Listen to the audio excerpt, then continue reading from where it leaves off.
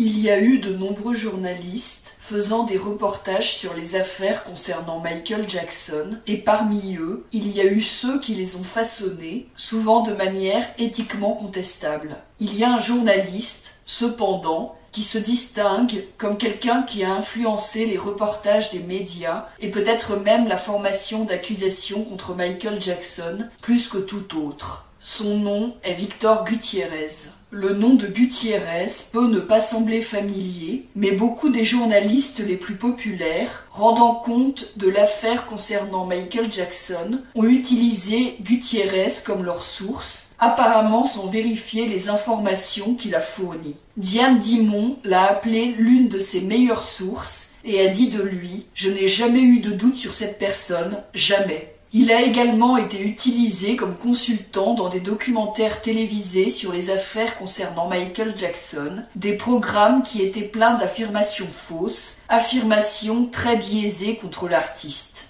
Gutiérez a non seulement servi de source à d'autres journalistes, mais a également été en contact avec de nombreuses personnes qui ont comparu par la suite en tant que témoins à charge à la barre au procès contre Michael Jackson en 2005. De plus, selon la journaliste Maureen Orff, l'accusation dans l'affaire Jackson s'est appuyée sur le livre de Gutiérez, Michael Jackson Was My Lover, et pensait qu'il s'agissait d'informations rigoureuses. Les sources proches de l'accusation que j'ai interviewées pour cet article connaissaient tout le livre et croyaient qu'il s'agissait d'une représentation essentiellement exacte de la relation de Jackson avec Jordy Chandler, écrit Orff dans son article publié dans le numéro d'avril 2003 de Vanity Fair, dans lequel elle semble aussi accorder beaucoup de crédit à Gutiérez et ses histoires salaces. La première fois que le grand public a entendu le nom de Gutiérez à propos de l'affaire concernant Michael Jackson était le 9 janvier 1995, quand Diane Dimon a annoncé dans l'émission populaire du matin de la radio KABC-AM que la police avait rouvert son enquête contre Michael Jackson à cause d'une supposée vidéo de 27 minutes capturée par l'une des caméras de sécurité de la star, montrant soi-disant des actes d'agression. Diane Dimon a fait une description très nette de ce qui était sur la vidéo, malgré le fait qu'elle ne l'avait pas vue elle-même, attribuant l'histoire à l'une de ses meilleures sources. Bien que Victor Gutiérez n'ait pas été nommé dans cette émission en particulier, il a été révélé plus tard dans la journée comme sa source dans l'émission de télévision de Diane Dimon, Hard Copy, où Gutiérez lui-même a fait une apparition. Diane Dimon a diffusé l'histoire dans Hard Copy, malgré la réception immédiate d'une lettre après son apparition sur KABC-AM de l'avocat de Michael Jackson, Howard Wetzman, déclarant que ce qu'elle avait allégué n'était pas vrai. En effet, toute l'histoire s'est avérée être une fabrication totale. La vidéo supposée n'existait pas et en tant que telle n'a jamais été montrée. En fait, la seule personne qui a jamais prétendu l'avoir vue était Gutiérez. Le garçon qui, selon Gutiérez, était agressé sur la vidéo était le fils de Jermaine Jackson et le neveu de Michael Jackson, Jeremy Jackson. La mère de Jeremy, Margaret Maldonado, a rappelé l'histoire dans son livre de 1995 intitulé Jackson Family Values. J'ai reçu un appel téléphonique d'une auteure nommée Ruth Robinson. J'avais connu Ruth depuis un bon moment et respecté son intégrité. Cela a rendu ce qu'elle avait à me dire d'autant plus difficile à entendre. Je voulais t'avertir, Margaret, a-t-elle dit. Il y a une histoire qui circule selon laquelle il y a une cassette vidéo de Michael agressant l'un de tes fils et que tu as la cassette. Si quelqu'un d'autre avait dit ces mots, j'aurais raccroché le téléphone. Étant donné la longue relation que j'avais avec Ruth, cependant, je lui ai donné la courtoisie d'une réponse. Je lui ai dit que ce n'était pas vrai, bien sûr, et que je voulais que l'histoire s'arrête dans son élan. Elle avait été en contact avec quelqu'un qui travaillait au National Enquirer, qui l'a alerté qu'une histoire était en train d'être écrite pour ce journal. Ruth m'a lié avec la femme et j'ai nié l'histoire avec véhémence. De plus, je lui ai dit que si l'histoire était diffusée, je serais propriétaire du National Enquirer avant que les plaintes que je déposerais soient terminées. À son crédit, le National Enquirer n'a jamais publié l'article. Hard Copy, cependant, a décidé qu'il le ferait. La correspondante de Hard Copy, Diane Dimon, avait rapporté que les autorités rouvraient l'enquête d'agression d'enfants contre Michael. Elle avait aussi fait les accusations sur la station de radio de Los Angeles, KABCAM, dans un talk show matinal animé par Roger Barclay et Ken Mignard. Les affirmations de Dimon étaient basées sur la parole d'un auteur indépendant nommé Victor Gutiérrez. L'histoire était un scandaleux mensonge. Rien de tout cela n'était vrai. Je n'avais jamais rencontré l'homme. Il n'y avait pas de cassette. Michael ne m'a jamais payé pour mon silence. Il n'avait jamais agressé Jérémy. Point. Michael Jackson a poursuivi Diane Dimon et Victor Gutiérrez, et tandis que Dimon, avec un peu d'aide du procureur du district de Santa Barbara, Tom Sneddon, s'en est sorti indemne, Gutiérrez a été condamné à payer Michael Jackson 2,7 millions de dollars de dommages et intérêts. Il n'a jamais payé et a fui le pays et plus tard a fait faillite. Non seulement Gutiérez n'a pas été en mesure de montrer la supposée vidéo, mais ses affirmations se sont avérées être fausses. Par exemple, il a affirmé avoir rencontré Margaret Maldonado dans une chambre d'hôtel pour laquelle il avait payé avec sa carte de crédit, mais l'hôtel n'avait aucune trace de son séjour. Un enquêteur privé, Eric Mason, a révélé dans une déclaration qu'un journaliste, Ken Wells, lui a dit ce qui suit sur une rencontre qu'il a eue avec Gutiérez et son avocat pendant que l'affaire était déjà en cours. Monsieur Wells m'a dit que le 2 juillet 1997, Monsieur Gutiérez et son avocat, Monsieur Goldman, sont venus au domicile de Monsieur Wells sans prévenir pour discuter de la production des supposées photographies.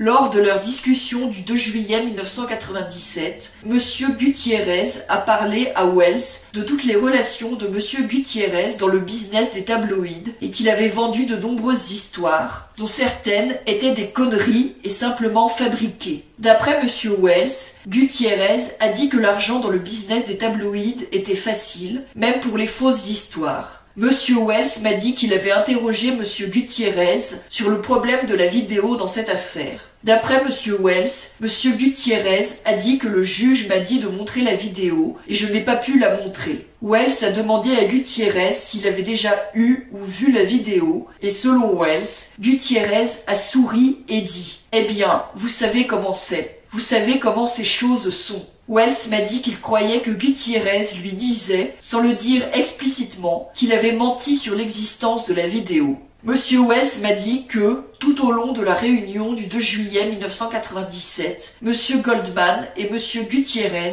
ont demandé que Monsieur Wells obtienne les supposées photographies de Monsieur Jackson, avec Monsieur Gutiérez disant qu'il avait besoin des photographies pour l'aider avec cette affaire, et même si les photos étaient fausses, il pourrait toujours gagner de l'argent en les vendant. Outre ces mensonges dans les médias, Gutiérez a également publié un livre en 1996 intitulé Michael Jackson Was My Lover. Le livre contient des descriptions graphiques des actes sexuels présumés entre Michael Jackson et son accusateur de 1993, Jordan Chandler. Il contient également des descriptions graphiques sexuelles d'actes sexuels présumés entre Michael Jackson et d'autres garçons, des garçons qui ont toujours déclaré, sans ambiguïté, que le chanteur ne les avait jamais agressés ou jamais touchés d'une manière sexuelle inappropriée. En raison de son contenu pédophile, les principaux éditeurs aux États-Unis n'étaient pas disposés à publier le livre. L'éditeur-distributeur mineur qui l'a fait a depuis fait faillite. Gutiérez a affirmé avoir basé son livre sur le journal intime de Jordan. Cependant, les Chandler disent que Jordan n'a jamais tenu de journal. Un journal dans lequel Jordan aurait documenté son agression aurait été une preuve très importante dans toute enquête contre Michael Jackson, mais aucune preuve de ce genre n'a jamais été montrée. Encore une fois, la seule personne qui a jamais prétendu avoir vu le journal était Gutiérez, un homme avec une crédibilité très discutable. Pourtant, son livre était cru par les procureurs, en tout cas d'après Maureen Hoff. Il est assez clair que, plutôt que sur le journal intime de Jordan, le contenu sexuel graphique dans le livre de Gutiérrez était basé sur les propres fantasmes pervers de Gutiérrez. Curieusement, Gutiérrez ne désapprouve pas l'agression présumée, mais au lieu de cela, le célèbre comme une histoire d'amour consensuel, une merveilleuse relation. Ce n'est pas étonnant, puisque dans la préface du livre, parmi les crédits, il remercie la NAMBLA, North American Man-Boy Love Association, une célèbre organisation pédophile. Gutiérrez, citant des experts anonymes, prône la pédophilie dans son livre comme quelque chose qui n'est pas nocif pour les enfants, mais mal compris par la société, et il utilise les accusations Chandler à l'appui de son argument. Par exemple, il écrit « Le cliché des pédophiles comme des hommes vieux qui kidnappent des enfants dans des sacs est aussi erroné que de penser que tous les hommes homosexuels attaquent d'autres hommes piétons dans la rue. Les psychiatres rapportent qu'il existe des pédophiles violeurs et meurtriers, tout comme il y a des homosexuels et des hétérosexuels qui commettent ces crimes. Ces mêmes experts indiquent que les relations sexuelles entre adultes et mineurs sont parfois aimantes et n'ont pas d'effet négatif sur la vie du jeune. Quel meilleur exemple que Jordi ? Il était plus durement affecté par les procédures judiciaires liées à son cas que par sa relation avec Jackson. Quand Michael Jackson a été accusé d'agresser Gavin Arvizo, Gutiérrez, sentant peut-être une autre occasion de promouvoir son agenda, est devenu très actif dans les médias. Il a aidé à la réalisation de documentaires calomnieux sur Michael Jackson. Apparemment, les gens qui l'ont employé comme expert sur les accusations contre Michael Jackson n'ont pas trouvé son histoire, le fait qu'il a été condamné par le tribunal à payer 2,7 millions de dollars à Michael Jackson pour avoir menti sur lui, le thème pédophile de son livre ou son association apparente avec la NAMBLA problématique. Dans un article du GQ britannique de septembre 2006 sur Gutiérrez, il est affirmé qu'il avait même été engagé pour travailler sur le documentaire de Martin Bashir sur Michael Jackson. Aussi révélateur que son livre, il y a une interview avec Gutiérrez qui est parue dans un journal allemand, Tageszeitung, en avril 2005, alors que Michael Jackson était en procès. D'après un article de 2010, dans le magazine allemand Spiegel, Tageszeitung apprenait activement la pédophilie dans une série d'articles à la fin des années 70 et au début des années 80. Et le journaliste du journal a rencontré Gutiérrez dans un hôtel à Hollywood. L'article est intitulé « Es war Liebe », c'était de l'amour, faisant référence à la relation supposée entre Michael Jackson et Jordan Chandler. Cela commence avec le mensonge selon lequel le livre de Gutiérrez était basé sur le journal de Jordan, puis des détails sur la vie de Gutiérrez sont présentés. Il a grandi au Chili et est devenu journaliste, puis a voyagé aux États-Unis en 1984, où il a travaillé comme photographe aux Jeux Olympiques de Los Angeles. Ensuite, il n'est pas retourné dans son pays, il a plutôt trouvé un emploi dans un journal hispanophone. Puis, en 1986, il rend compte d'une conférence de la North American Man-Boy Love Association. La nommée NAMBLA a été fondée à la fin des années 70. Au départ, le groupe de soutien aux relations entre générations a été promu de manière importante par Gore Vidal et Allen Ginsberg, puis il a été rapidement isolé du reste du mouvement gay. Lors de la conférence, Gutiérrez entend pour la première fois « Michael est l'un d'entre nous, un pédophile ». Jackson était traité comme une idole là-bas, comme un espoir d'acceptation sociale. Gutiérrez quitte son emploi au journal, parle à des employés de Jackson, interviewe les premiers garçons. Bientôt, il manque d'argent pour la recherche. Il vend sa voiture, économise de l'argent sur la nourriture. Il apprend. Il y a différents types de pédophiles. La pédophilie est aussi vieille que la race humaine. Les jeux auxquels il joue ne sont pas tous un horrible crime. Victor Gutiérrez déclare « Au cours des 5 mois de leur relation, Michael Jackson et Jordi Chandler étaient heureux. C'était de l'amour. » Pour être clair, Michael Jackson n'a jamais été membre de la NAMBLA et n'a jamais eu aucune association avec eux. Ce que les membres expriment ici est un vœu pieux. À la question de savoir pourquoi il n'y a pas plus de garçons accusant Michael Jackson, Gutiérrez donne encore un aperçu révélateur de sa philosophie. Ils ont tous peur, dit Gutiérrez. Pas de Michael et de son pouvoir, mais de l'opinion publique. C'est à propos de l'homosexualité, estime Gutiérrez. Personne ne veut être le garçon gay de Jackson. Sa théorie. Si Madonna avait une liaison ou une relation amoureuse avec un garçon mineur, ce serait un scandale beaucoup plus petit. Dans la cour d'école, le garçon serait un héros. En tant qu'amant de Jackson, il est un PD. Dans 100 ans, peut-être que de telles relations seront acceptées par la société, dit Gutiérrez. L'histoire lui rappelle Oscar Wilde et son jeune amant, Bosie. Comme Gutiérrez, qui est lui-même hétérosexuel, cherchait un éditeur pour son livre en 1995, il entend des gens dire qu'il glamourise les pédophiles. Dans différentes interviews au fil des ans, Gutiérrez a fait des déclarations contradictoires à propos de sa propre sexualité. Alors que dans cet article, Gutiérrez ne proteste pas contre l'affirmation selon laquelle il glamourise les pédophiles et le journaliste ne remet jamais en question la représentation de la pédophilie par Gutiérez comme une sorte de relation d'amour consensuelle, dans les publications en anglais, Gutiérez est plus prudent. Dans le numéro de septembre 2006 du magazine GQ britannique, dans un article qui est basé sur la version de Gutiérez des événements, et donc clairement partial pour lui et contre Michael Jackson, l'histoire de la visite de Gutiérez à la conférence de la NAMBLA est reprise, mais sans nommer l'organisation. Gutiérez a commencé son enquête en 1986, quand il est allé sous couverture avec le LAPD, en assistant à une conférence secrète tenue par une organisation suspecte à Los Angeles. Gutiérez a entendu de nombreuses références à Michael Jackson. Autant que le monde savait, à l'époque, Wako Jacko était juste un excentrique. Le fait qu'il aimait la compagnie de jeunes garçons ne semblait pas plus suspect à l'époque que sa fréquentation d'un chimpanzé appelé Bubbles.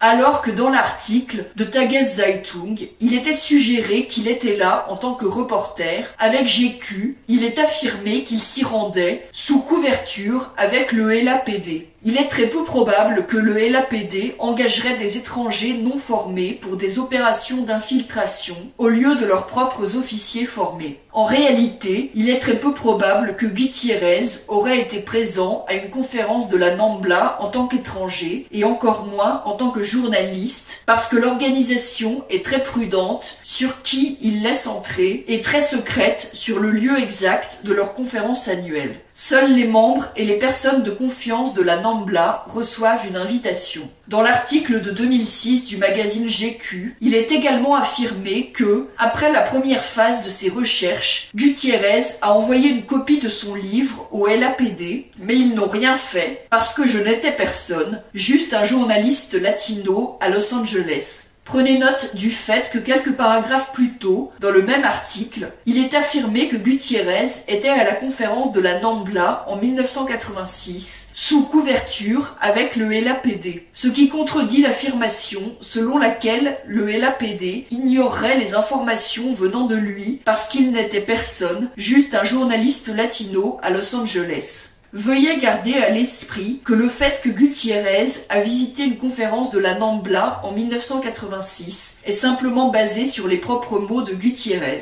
Il est possible qu'il l'ait inventé, comme il l'a fait avec beaucoup d'autres choses, mais s'il a en effet visité une conférence de la NAMBLA, il semble peu probable qu'il était là en tant qu'étranger et n'avait pas de lien avec le groupe.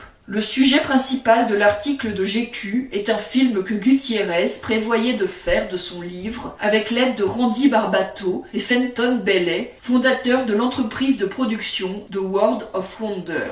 Sur la base de ce qui est dit par les deux producteurs dans l'article, comme le livre, le film aurait également servi l'agenda pour dépeindre une agression présumée d'enfant comme une relation consensuelle romantique. Malgré la nature explosive des événements qu'il décrit, le script est en fait un modèle de bienséance amoureuse. Nous voulions capturer le sentiment enivrant du premier amour que c'était pour Jordi, dit Bailey. L'élément central du film, et le plus controversé, est la présentation de Jordi comme un participant volontaire, voire désireux, dans une relation avec un homme qu'il adorait depuis l'âge de 4 ans. La seule façon dont le grand public peut voir quelqu'un comme Jordi est comme une victime, dit Bailey. Le fait qu'il aurait pu entrer dans une relation avec Michael Jackson de son plein gré est, pour beaucoup de gens, extrêmement problématique. Plus tôt dans l'article, Barbato est cité disant « En Amérique, nous sommes confrontés au facteur hic. Les Européens n'ont pas ce genre de délicatesse. L'Amérique peut gérer la version aseptisée de l'histoire, mais notre histoire est basée sur la version tabloïde. » Barbato reconnaît également que leur film sort de toutes les normes acceptables. Cependant, le producteur reste naturellement prudent sur l'ultime succès de son entreprise. Les films indépendants sont devenus courants aux États-Unis, dit Barbato. Ils sont devenus un genre. Mais ce projet est indépendant au vrai sens du terme.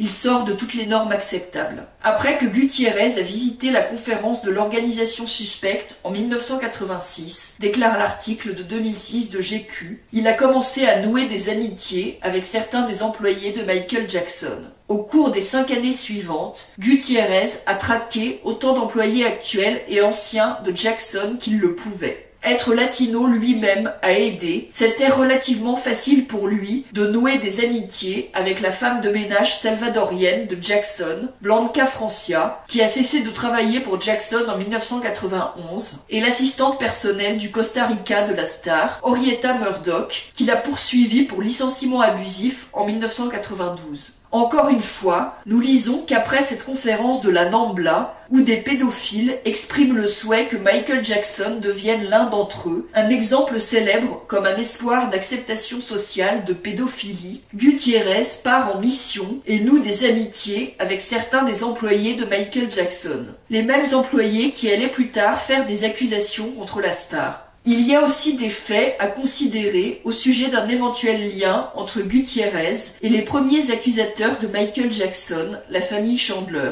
D'après l'article de GQ de 2006, Gutiérrez est devenu intéressé par les Chandler quand il a vu Jordan, sa mère et sa sœur en compagnie de Michael Jackson à plusieurs événements durant cette période, dont les World Music Awards 1993 à Monaco. Paria dans le monde des célébrités du journalisme de divertissement indépendant, Gutiérrez a été contraint de renoncer à écrire et pendant un certain temps a subvenu à ses besoins en vendant des antennes paraboliques. Puis, en 1993, son intérêt s'est réveillé quand il a entendu parler d'un garçon appelé Jordy Chandler, avec qui Jackson apparaissait lors d'énormes événements médiatiques tels que les World Music Awards à Monaco. Comme je l'ai montré dans d'autres vidéos, les accusations Chandler ne sont pas venues de Jordan Chandler lui-même. C'est son père, Evan Chandler, qui a d'abord eu l'idée préconçue selon laquelle l'amitié entre son fils et Michael Jackson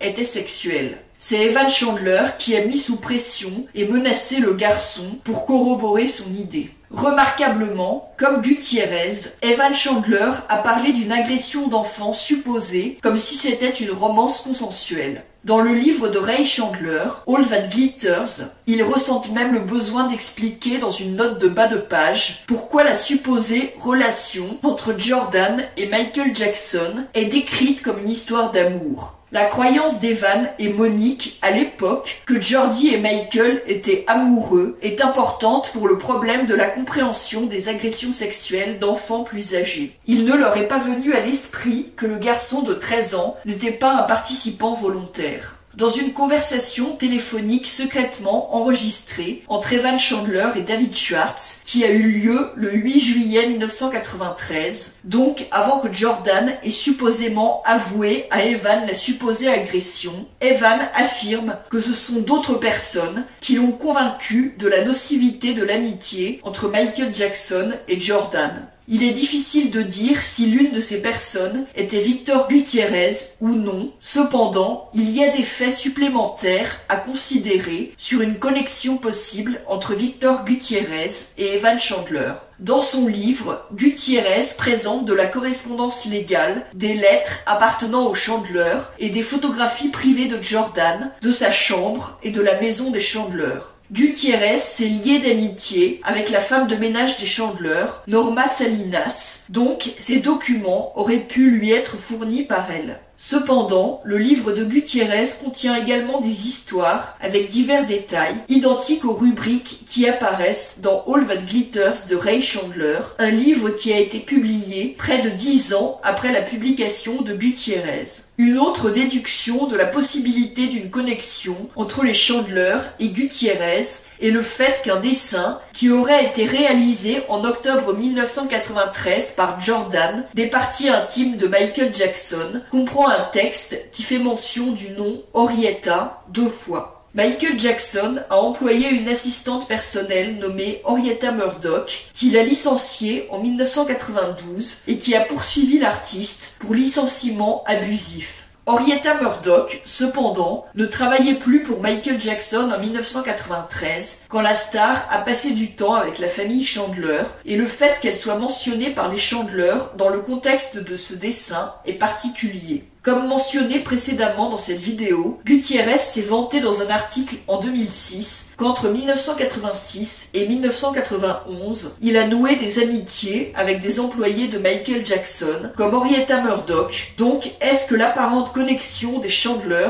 avec Murdoch pouvait venir de lui ? S'il y avait bien une collaboration entre les Chandler et Gutiérrez concernant les accusations de 1993, la relation doit avoir tourné au vinaigre plus tard parce qu'en 2004, Ray Chandler, en faisant sa tournée des médias et la promotion de son propre livre, a appelé Gutiérrez une ordure et a déclaré qu'il n'approuvait pas son livre. Malgré sa crédibilité très douteuse, apparemment, les enquêteurs dans l'affaire Jackson ont pris Gutiérrez au sérieux. Dans un article du Los Angeles Times du 28 août 1993, il est affirmé que Victor Gutiérrez a été parmi les premières personnes que la police a interrogées au sujet de l'affaire contre Michael Jackson. Les accusations ont été formulées formellement le 17 août 1993. Une de ces personnes interrogées était Victor Gutiérrez, un journaliste indépendant du sud de la Californie qui a travaillé sur un livre sur Jackson depuis plusieurs années. Gutiérrez a parlé à des officiers du LAPD pendant 2 heures jeudi et a été interrogé à nouveau vendredi. Il ne révélerait pas ce qui a transpiré de ces sessions, mais il a dit au Times qu'il avait interrogé pour son livre certains des mêmes jeunes recherchés pour être interrogés par le LAPD. De nombreux témoins qui ont témoigné pour l'accusation lors du procès contre Michael Jackson en 2005 et sur qui était principalement construit le dossier de mauvais actes antérieurs de l'accusation étaient des gens qui avaient été en contact avec Victor Gutiérrez avant de vendre leurs histoires aux tabloïds pour de l'argent. Souvenez-vous, Gutiérrez est l'homme qui a dit à Ken Wells en 1997 que l'argent des tabloïds était facile, même avec des fausses histoires inventées. L'ancien garde de sécurité, Ralph Chacon, a témoigné que d'autres anciens employés de Michael Jackson, que les médias ont souvent appelés les Neverland Five, et lui, ont parlé à Gutiérrez avant d'aller vendre leur histoire au magazine The Star. L'ancien garde de sécurité, Kassim Abdul, a témoigné qu'il avait rencontré Gutiérrez une fois et qu'ils avaient eu une conversation de 2-3 heures. L'ancienne femme de ménage, Adrienne McManus, a témoigné que Gutiérrez allait essayer de nous aider dans notre procès. Un autre témoin à charge était l'ancienne femme de ménage, Blanca Francia, qui est mentionnée dans l'article de GQ de 2006 comme une des employées de Michael Jackson, avec qui Gutiérrez s'est lié d'amitié peu de temps après sa visite présumée à la Nambla en 1986. Dans le livre de Gutiérrez, il y a une photo des deux ensemble. D'autres personnes avec qui Gutiérrez s'est lié d'amitié, comme Henrietta Murdoch ou la femme de ménage salvadorienne des Chandler, Norma Salinas, n'ont pas témoigné, mais elles ont fait leur tournée dans les médias en vendant des mensonges licencieux sur Michael Jackson aux tabloïds. Michael Jackson a été la victime la plus mondialement connue des mensonges et de la manipulation de Gutiérrez, mais il n'était pas le seul. Fin 2003, dans son pays d'origine, le Chili, Gutiérrez a publié un article dans lequel il liait un homme politique d'un parti politique de droite à un réseau pédophile. L'article de Gutiérrez donne une description détaillée de ce qui se serait passé dans la maison d'un homme d'affaires, Claudio Spignac, qui avait été arrêté quelques jours plus tôt pour avoir dirigé un réseau pédophile. Gutiérrez a affirmé qu'un sénateur de l'Alliance pour le Chili, une coalition de partis politiques de droite, a participé à ces orgies pédophiles. Il n'a pas nommé le politicien dans son article, mais a allégué que le nom du sénateur avait été donné aux autorités. Plus tard, dans une interview réalisée par Gutiérrez pour une émission de télévision, un garçon mineur, un enfant de la rue, a affirmé avoir vu un homme politique de droite bien connu dans les orgies de Spignac. Plus tard, le garçon s'est rétracté et il a été révélé que Gutiérrez l'avait payé de 10 000 à 20 000 pesos chiliens. En février 2004, l'avocat de Gutiérrez a reconnu le paiement, mais a affirmé que c'était seulement un geste humanitaire, pas quelque chose donné en échange de l'interview et de fausses accusations. Les autorités n'ont trouvé aucun lien entre le réseau pédophile et un politicien du parti accusé par Gutiérrez, mais les rumeurs ont été suffisantes pour ternir l'image publique de la coalition de droite et certains politiciens. En 2008, Gutiérrez a été condamné à 61 jours de prison et a payé 30 millions de pesos chiliens, environ 60 000 $, à Cecilia Bolocco, l'ancienne Miss Univers, l'ex-femme de l'ancien président argentin Carlos Menem, pour des accusations calomnieuses qu'il a faites sur sa vie privée. Cela a été considéré comme un précédent, le montant d'indemnisation le plus élevé jamais accordé dans ce type de cas au Chili. Víctor Gutiérrez, l'homme accrédité par les journalistes des médias, et l'accusation comme étant une source fiable d'informations sur Michael Jackson, dont les histoires ont inspiré de nombreux articles des médias et documentaires sur la star, et à qui l'origine même des accusations contre Michael Jackson peut être liée, est un homme qui a été condamné comme menteur par un tribunal, pas une fois, mais au moins 2 fois, et pas dans un, mais dans 2 pays différents. Víctor Gutiérrez, un homme qui a exprimé des opinions inquiétantes sur la pédophilie, qui a écrit une œuvre de fiction graphiquement sexuelle, remplie de fantasmes pédophiles sur une relation mutuelle présumée entre un homme et un enfant, un homme qui a eu l'audace de remercier la NAMBLA dans la préface de ce livre, qui, selon son propre récit, a visité une conférence de la NAMBLA en 1986, a été directement impliqué pour aider à la formation des fausses accusations faites contre Michael Jackson. I've also seen some claims that James Safechuck stories have been copied from a book. Can you confirm that? Is there any truth to that? Well, it's a matter of interpretation. So there's a guy called Victor Gutierrez. In the 90s, he published a book which was called Michael Jackson Was My Lover, and which said on the cover that it was based on the secret diary of Geordie Chandler. It's almost like a 50 Shades of Grey for paedophiles. It's like a piece of erotic literature about Michael Jackson supposedly having sex many, many times with Geordie Chandler. And many of the details from that book are very similar to details from James Safechuck's allegations, even though that book was completely dismissed by the Chandler family, who said it was a work of fiction and that they had nothing to do with it. So it is suspicious. I don't think it's substantiated. I wouldn't stake my reputation on it and go as far as to say that Safechuck has copied the book, but there are notable similarities.